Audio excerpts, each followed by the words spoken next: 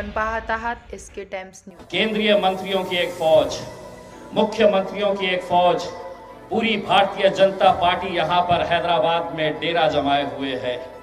हम एक सवाल करना चाह रहे हैं भारतीय जनता पार्टी से, अगर पूरी फौज को यहाँ पर भेज दिए है, मोदी जी आप क्यों नहीं आए?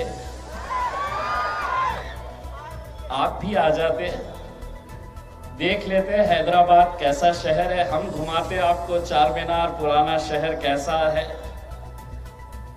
लेकिन आपको ये मालूम है कि हम हिंदुस्तान में कहीं पर भी जा सकते हैं, हम देश भर में कहीं पर भी जा सकते हैं, लेकिन हैदराबाद में किसी की दाल गलने वाली नहीं है, ये आप बखूबी जानते हैं। इसीलिए जो डर और खौफ आपको सताया तो आपने सबको भेज दिए, खुद दूर रहे। आप तो कल हैदराबाद आए थे वैक्सीन ढूंढने के लिए कि वैक्सीन कैसे बन रही है कोरोना की। 1 तारीख के दिन आपकी पार्टी को हैदराबाद की आवाम कैसा इंजेक्शन देने वाली है ये भी आप देख लेते थे तो आपको समझ में आ जाता था। लेकिन नहीं, वैक्सीन कोरोना का ढूंढने के लिए आएगा। 4 तारीख के दिन आपको पता चलेगा कि हैदराबाद की आवाम कुछ हटकर है। दोस्तों, बुजुर्गों, साथियों, अगर इस देश के अंदर अगर हमने आप लोगों से कुछ सीखा है और आप लोगों ने हमें कुछ सिखाया है तो बैरिस्टर असदुद्दीन अवैसी साहब की क़यादत में इस मुल्क के मुसलमानों को, दलितों को, पिछड़ों को अगर आपसे हमने कुछ सीखा है तो अगर इस मुल्क में जीना है तो सीना चौड़ा करके और सर ऊंचा करके चलना हम लोगों ने आपसे सीखा है। मेरे भाइयों, आप लोग मुबारकबाद के हकदार हैं।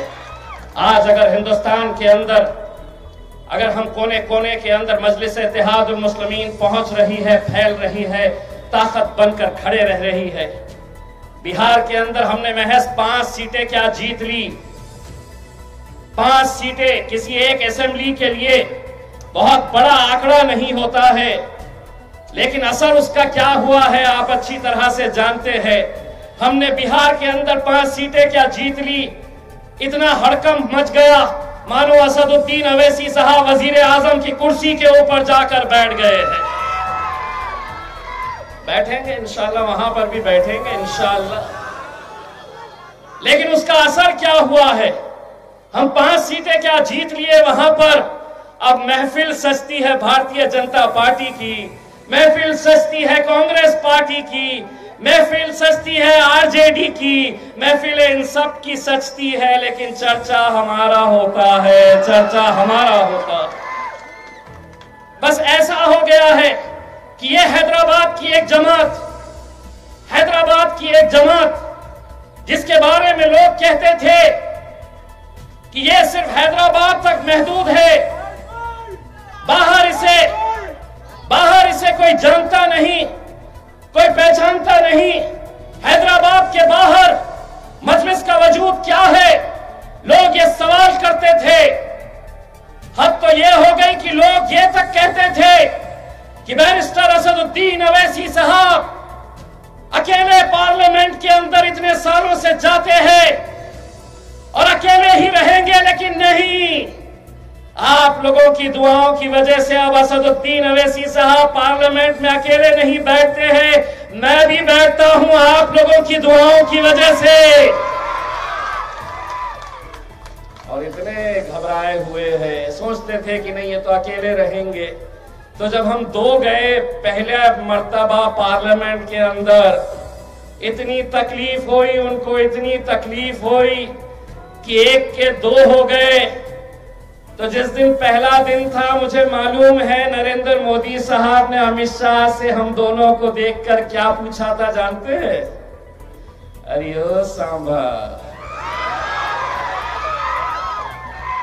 अरे ओ सांभा, कितने आदमी है रे? तो सांभा ने जवाब दिया, साहब है तो 2 लेकिन 200 पे भारी है। अल्हम्दुलिल्लाह ये शुरुआत हुई और जब मैंने पार्लियामेंट के अंदर पहला भाषण दिया तो एक भाजपा का एमपी बोला, पहले वो तो बोलते थे अब तुम भी बोलेंगे। मैंने कहा मजलिस इत्तेहादुल मुस्लिमीन गूंगे मुक्के बहरों की जमात नहीं है, बोलने वालों की जमात है और हम बोलेंगे, डटकर बोलेंगे। पहले तुम बोलते थे, हम सुनते थे, अब हम बोलेंगे और तुम्हारे बात को भी सुनना पड़ेगा, सुनना पड़ेगा। कब तक ये खामोश मिजाजी तुम्हें जीने नहीं देगी। इस दौर में जीना है तो कोहराम मचा दो। सुना है अमित भाई चले गए, मैं अमित भाई कह रहा हूं, वरना हैदराबाद की हमारी एक बहन ने कुछ अलग नाम दी थी, मैं नाम नहीं देने वाला हूं, मैं नहीं बोलने वाला हूं, वरना ये बैठे हुए हैं सामने लेकर इसमें कि वह बनाते तब बनाते। क्या बोली थी मुझे नहीं पता, अब बोल दिए। ठीक है मेरे भाइयों, मैं आप लोगों से सिर्फ इतनी इल्तिजा करने के लिए आया हूं। ये इलेक्शन और पहले के इलेक्शन में जमीन और आसमान का फर्क है।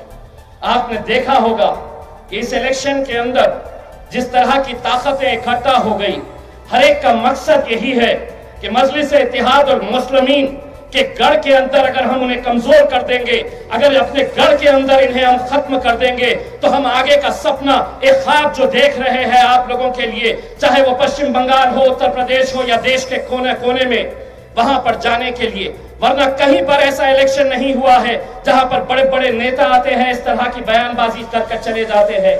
हमारी एक पश्चिम बंगाल की बहन ने बंगाली के अंदर आपने भाषण दिया है।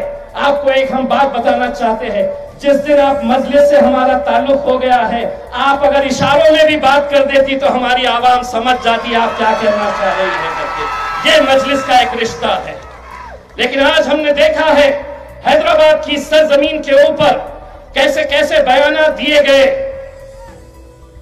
इसी तरह का एक बयान हमने बिहार में अख्तर ईमान साहब के एक जलसे के अंदर सुना था, जहां पर कांग्रेस के अध्यक्ष राहुल गांधी जी के मौजूदगी में वहां के उम्मीदवार ने कहा था कि असदुद्दीन अवैसी जो हैदराबाद से बिहार आया है, मैं उसके हाथ पैर तोड़ के वापस उसे हैदराबाद भेज दूंगा।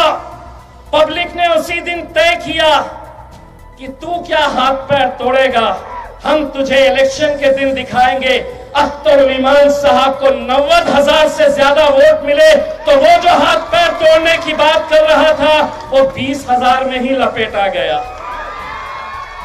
और अब यहां पर एक भाजपा का नेता कहता है कि अगर हम चुनकर आ गए तो हम अवैसी भाइयों को अपने पैरों के नीचे रखेंगे। एक गंजू, समझता है गंजू,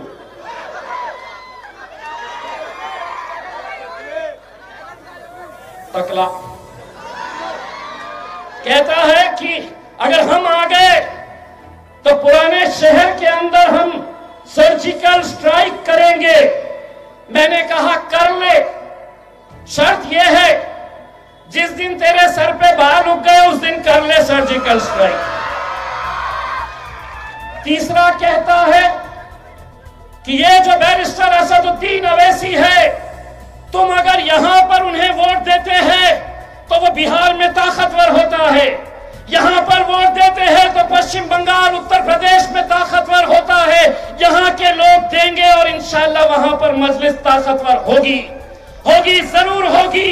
और आप लोगों को यह जिम्मेदारी उठाना है मेरे भाइयों। आज आप जो माहौल भारतीय जनता पार्टी यहां पर करने की कोशिश कर रही, एक नेता कहता है कि यह बैरिस्टर असदुद्दीन अवैसी जिन्ना, पाकिस्तान के जिन्ना,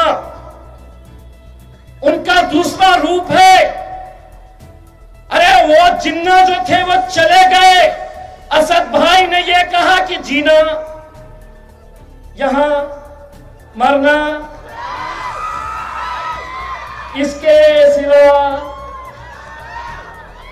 वो जिन्ना थे चले गए। असद भाई ने बोले जीना, मरना, इसके सिवा बस यही रहना है हमको, अच्छे अच्छे आएंगे। 56 इंच के 56 आकर चले जाएंगे, लेकिन हैदराबाद की सरजमीन को कोई मजलिस से छीन नहीं सकेगा मेरे भाई, मजलिस से छीन नहीं सकेगा। और ये जो जितनी भी ताकतें हैं, जितनी भी ताकत है, अभी थोड़ी देर पहले मैं आज तक के एक डिबेट के ऊपर था, एक भारतीय जनता पार्टी वाला स्पोक्स पर्सन था, उसने कहा कि ये तो वो पार्टी है जो अकबर अवैसी देखो कैसी बातें करता है। मैंने कहा नींद आती है तुझे या रात भर अखबार अखबार अखबार अखबार अखबार अखबार अखबार अखबार अखबार। अरे 4 तारीख तक सो जा, तुझे समझ में आएगा कि तुम्हारी पूरी ताकत लगा दिए थे यहाँ पर मजलिस। और यहाँ पर अगर लोग अपनी मोहब्बतों को इतने सालों से जो नवाजते आए हैं, दोस्तों ये आप लोगों की मोहब्बत है, आप लोगों की मेहनत है, आप लोगों की मशक्क़त है कि जिसकी वजह से आज मजलिस इत्तेहादुल मुस्लिमीन पूरे हिंदुस्तान के अंदर जो फैल रही है। यकीन मानिए अगर इस बार अगर हम कमज़ोर हो गए तो कहीं ना कहीं आप ये समझ लीजिएगा कि मजलिस को यहाँ पर जो कमज़ोर करने की कोशिश की जा रही है, अपनी क़यादत को ख़त्म करने की कोशिश की जा रही है। मैं आप लोगों से अकबन गुजारिश करने के लिए, एक भाई और एक बेटे की हैसियत से मैं आपको इतना कहने के लिए आया हूँ, आप लोगों से ये एक भीख मांगने के लिए आया हूँ कि 4 तारीख के दिन जब नतीजे आए तो सिर्फ हैदराबाद इसका जश्न नहीं मनाना चाहिए बल्कि पूरे हिंदुस्तान ने मनाना चाहिए।